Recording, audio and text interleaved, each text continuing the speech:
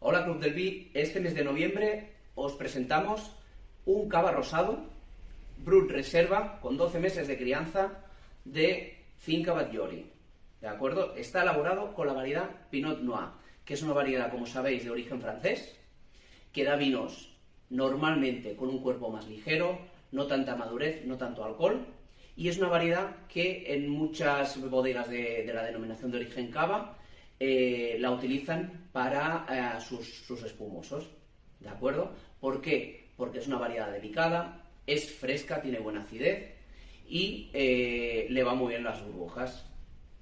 Finca Batllori es una bodega ya de 3-4 generaciones, ahora lo lleva una pareja muy joven de la familia, y es una bodega súper entretenida, súper bonita de visitar, porque está situada justo en Subirats, donde está el castillo de Subirats.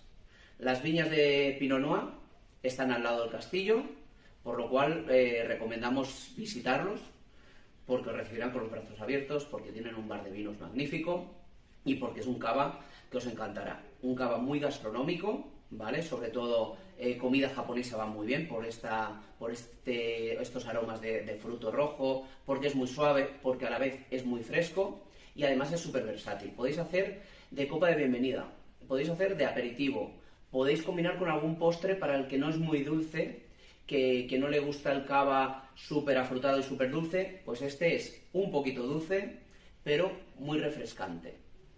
Bueno, esperamos que os guste, queremos que lo disfrutéis muchísimo y seguro que en Navidades vais a repetir. ¡Salud, Club del Vi!